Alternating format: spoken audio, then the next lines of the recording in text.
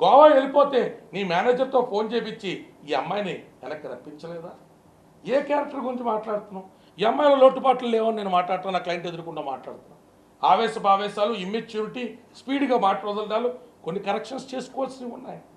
అవన్నీ ప్రతి బంధుత్వంలో అబ్బాయికి అమ్మాయికి మధ్య లోటుపాట్లు ఉంటాయి.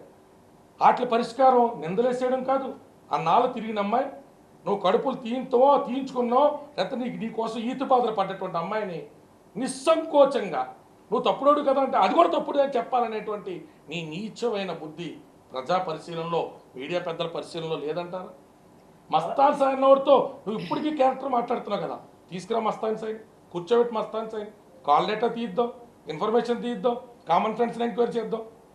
నింద నిరూపణ అయితే నా క్లయింట్ బేషరతుగా కేసు తీసుకునేటట్టు వెనక్కి వాపసు తీసుకున్నట్టు నేను కృషి చేస్తాను. అవ్వకపోతే అదే రోజు మీడియా ముఖ్యంగా నా క్లయింట్ కాలేజ్ దండం పెడతావా?